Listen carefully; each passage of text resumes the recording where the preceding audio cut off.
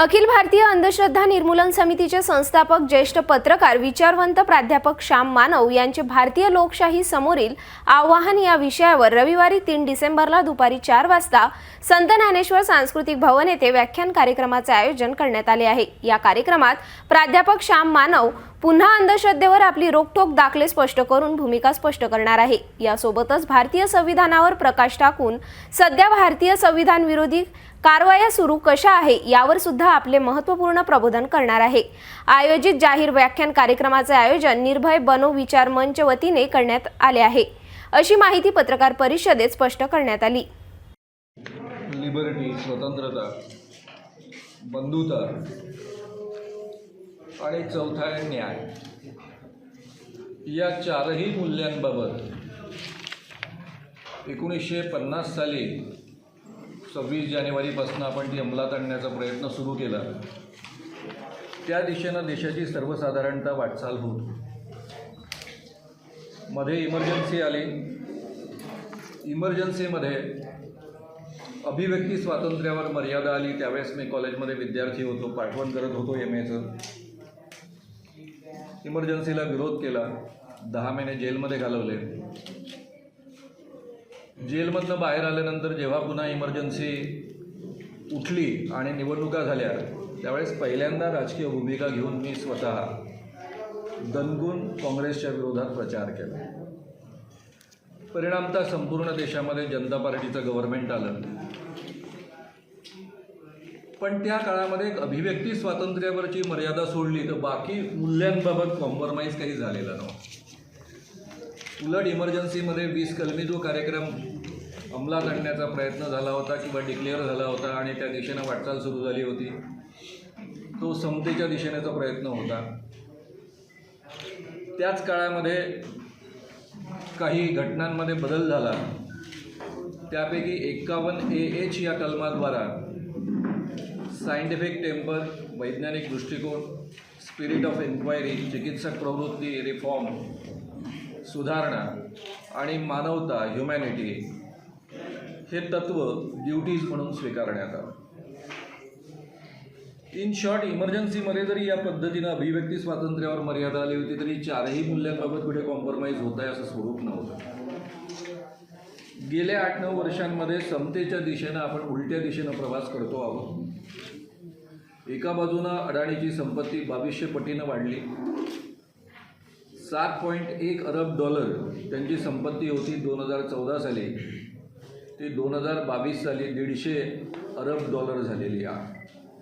2200 पट, 2200%, पट म्हणण्यापेक्षा टक्क्यांनी म्हटलं पाहिजे, एवढी संपत्ती ती वाढली। या देशामधल्या 1% लोकांकडे 40% संपत्ती आहे आणि 50% जो खालचा वर्ग आहे त्यांच्याकडे केवळ 3% संपत्ती आहे। प्रचंड गरिबी वाढली, श्रीमंती आणि गरिबीमधली खाई वाढली, त्यासोबत बेरोजगारी वाढली। समतेच्या दिशेनं आर्थिकदृष्ट्या आपण खूप मागे फेकल्या गेलो। दुसरं, आपण लिबर्टीच्या दृष्टीनं जर पाहिलं तर बोलण्याकरता आणि स्वतःची मतं व्यक्त करण्याकरता आमच्या काळामध्ये पत्रकारितेचा अर्थ एवढाच होता की सरकारला वेळच्या वेळी धडा शिकवायचा, त्यांच्या चुकांची त्यांना जाणीव करून द्यायची आणि जनतेच्या बाजूने उभं राहायचं। आज आपल्या पुण्यामध्ये काय चित्र आहे याची सगळ्यांना नीट कल्पना आहे, त्यामुळे त्याही क्षेत्रामध्ये आपण अतिशय मोठ्या प्रमाणावर कॉम्प्रोमाइज होतो आहोत। एका लिमिट पलीकडे जर कोणी फार बोलायला लागलं तर सरळ त्याला आतमध्ये टाकलं जातं। त्यामुळे अभिव्यक्ती स्वातंत्र्याच्या दिशेनं आणि एकूणच वैचारिक स्वातंत्र्याच्या दिशेनंही अतिशय मोठ्या प्रमाणावर कॉम्प्रोमाइज सुरू आहे।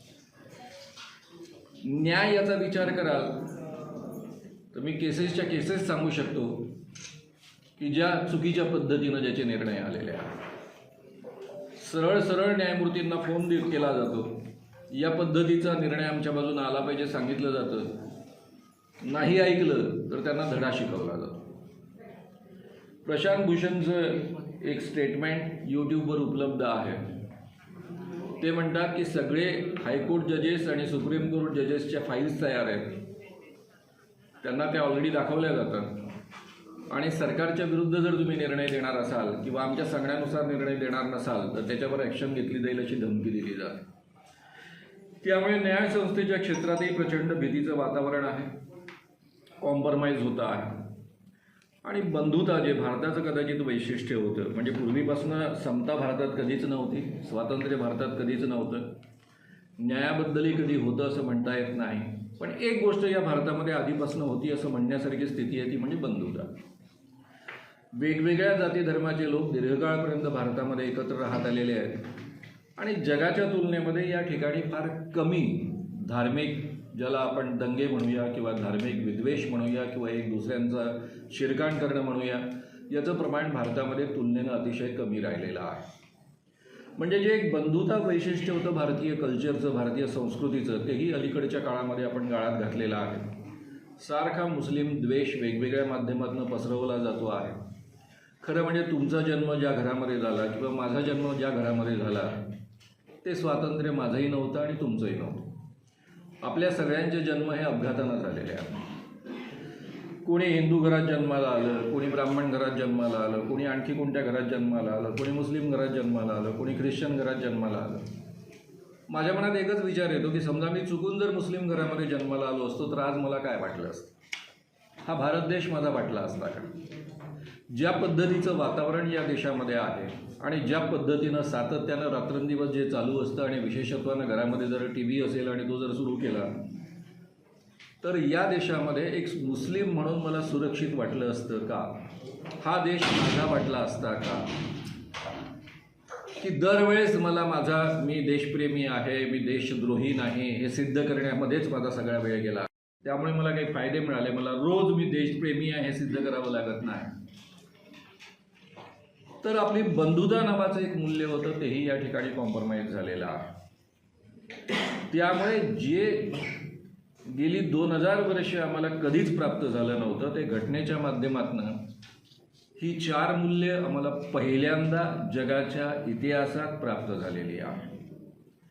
या देशामध्ये चातुर्वर्ण व्यवस्था होती, अस्पृश्यता होती, उच्च नीच प्रचंड मोठ्या प्रमाणावर भेदभाव होते, सर्वसामान्य माणसाला शिक्षणाचा सुद्धा अधिकार नव्हता, बाकी कोणतंही त्याला स्वातंत्र्य नव्हतं आणि या शूद्रांची संख्या जी आहे ती नेहमीच या समाजामध्ये 60% वर राहिलेली आहे. म्हणजे या देशामधला 60 ते 70% समाज असा होता की ज्याला माणूस म्हणून जगण्याचा सुद्धा खऱ्या अर्थानं अधिकार नव्हता. स्वातंत्र्य आंदोलनाच्या निमित्तानं समता आणि लोकतांत्रिक प्रक्रिया रुजवण्याचा प्रयत्न महात्मा गांधींच्या नेतृत्वाखाली या देशामध्ये सुरू झाला. त्याची चांगली बीजं रोवल्या गेली. डॉक्टर बाबासाहेब आंबेडकरांसारख्या माणसाचं सहकार्य लाभलं आणि माणसाला माणूस म्हणून सन्मान देणारी या पद्धतीची राज्यघटना या देशानं स्वीकारली आणि त्या देशानं पुढची वाटचाल सुरू झाली. आणि त्यामुळं लोकशाही पुढली आव्हानं आहे ती फार मोठी आव्हानं आहे. म्हणजे ही 4ही मूल्य कॉम्प्रोमाइज होताना दिसत आहेत. ज्या दिशेनं आपण वाटचाल करत होतो त्याच्या विरुद्ध दिशेनं आपण जाताना आता दिसतो आहोत. आणि सगळ्यात मोठा धोका जर कोणता वाटत असेल की 2000 वर्ष ज्या जोखडाखाली हा देश बांधलेला होता ती जोखडं पुन्हा आपल्या बुकांडी बसतायत की काय या पद्धतीचं वातावरण तयार झालं.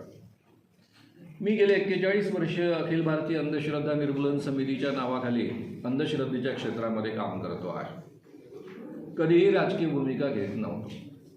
काँग्रेसची सरकार असायची, मध्ये BJP आणि शिवसेनेचं पण सरकार आलेलं होतं. मी जनरली पोलिसांकडे तक्रार केली आणि पोलिसांनी ॲक्शन घेतली नाही असं कधी पूर्वी घडलेलं नव्हतं. कारण मी आधीच कायद्यांचा नीट अभ्यास करून जे कोणते कायदे एक्झिस्टिंग आहे त्याचा वापर करूनच या पद्धतीच्या तक्रारी करत असतो.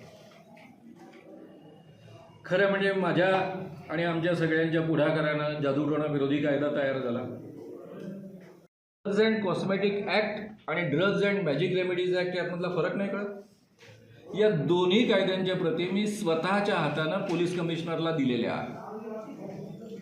जे ACP आहे, जे याची ॲक्शन घेणार होते त्यांना तर सगळे डिटेल्स सांगितले, पण स्वतः कमिशनरांना भेटून मी दोन्ही कायदे दिलेले आहेत आणि त्यांना धड कायद्याचं नाव नाही घेत आहे. ड्रग्ज अँड कॉस्मेटिक ॲक्ट म्हणतात. हे काय कॉन्स्टेबल आहे की पोलीस कमिशनर आहे? IPS अधिकारी आहे, त्यांना कायदा कळत नाही असं म्हणण्याची कोणाची हिंमत होणार नाही. म्हणजे त्यांनी कायद्याचा किती अभ्यास केलेला होता आणि वरून म्हणतायत तो कायदा लागू होत नाही. त्यामुळे ज्या पद्धतीचं सरकार या देशामध्ये आलं ते सगळ्या अंधश्रद्धांना खतपाणी घालू इच्छितं. बरं, एवढ्यापर्यंत नाही झालं, ते 2 दिवस आधी तो बाबा तिथून नागपुरातनं पळून गेला. सगळ्या वृत्तपत्रांनी पत्रकारांनी तुम्ही छापलं की तो पळून गेला. त्यानंतर त्याला पुन्हा मुंबईमध्ये बोलावण्यात आलं, औरंगाबादमध्ये बोलावण्यात आलं, पुण्याला बोलावण्यात आलं आणि त्यामध्ये भाजपचे मोठमोठे मंत्री आणि नेते सहभागी आहेत. त्यामुळे या लोकांना हा बाबा उघडपणे लोकांची लुबाडणूक करतो. हा जाहीररित्या दावा करतो त्याच्याजवळ दिव्य शक्ती आहे, त्याला सगळ्या गोष्टी आपोआप कळतात. लोकांचं नाव कळतं, त्यांच्या वडिलांचं नाव कळतं, त्यांचं वय कळतं, त्यांचा टेलिफोन नंबर कळतो आणि हेच आव्हान आपण त्याला दिलं की 30 लाख रुपयाचं तुम्हाला आव्हान आहे की तुम्ही हे सिद्ध करा सगळ्या पत्रकारांसमोर. ते स्वीकारायला तयार नाही. मला त्याच्यामध्ये जर अशी दिव्य शक्ती आहे तर मग त्यांनी हे सगळं सिद्ध करून दाखवायला पाहिजे. दुसऱ्या बाजूनं हा जाहीररित्या आपल्या दिव्य दरबारामध्ये याला अमुकानं करणी केली, तमुकानं करणी केली, याच्यावर काळ्या विद्येचा प्रयोग झाला, याला भूत लागलेला आहे असं सांगणं, जे कायद्याने गुन्हा, जादूटोणाविरोधी कायदाच त्याकरता तयार झालेला. या जगात भूत नसतं. या जगात कोणी कोणाला मंत्र करू शकत नाही, कोणाला करणी करू शकत नाही, जादूटोणा करू शकत नाही. एखाद्याने हा जादूटोणा करतो असं म्हटलं तर कायद्याने तो गुन्हा आहे, त्याला मिनिमम शिक्षा 6 महिन्याची आहे. असं असताना एवढं कायद्याचं उल्लंघन करणारा हा बाबा, त्याचे दिव्य दरबार ठिकठिकाणी भरवले जातात. म्हणजे दुसऱ्या बाजूनं हे लोक अंधश्रद्धांचं परिपोषण करतात, अंधश्रद्धांना खतपाणी घालतात. आणि हा बाबा कोण आहे? हा जाहीररित्या म्हणतो की सुभाषचंद्र बोस असं म्हणायचे की आप मुझे खून दो मैं आपको आज़ादी दूंगा. मैं कहता हूं कि आप मुझे साथ दो मैं आपको हिंदू राष्ट्र दूंगा. हा हिंदू राष्ट्र कोणतं देणार आहे? याचं हिंदू राष्ट्र तुम्ही सगळ्यांनी त्याचा व्हिडिओ पाहिलेला असेल. त्या व्हिडिओमध्ये त्यांनी म्हटलेलं आहे, एक अछूत माणूस त्याच्या पायावर डोकं ठेवायला येतो आणि हा म्हणतो रुको रुको वहीं रुको, मुझे स्पर्श मत करो, हम ब्राह्मण. 2022 सालामध्ये ही कल्पना करू शकता तुम्ही? ॲट्रॉसिटी ॲक्ट आहे आपल्या देशामध्ये की एखादा बाबा या पद्धतीनं व्हिडिओवर असं म्हणू शकतो की हम ब्राह्मण है हमें छुओ मत. या पद्धतीचं हिंदू राष्ट्र आणू इच्छितं.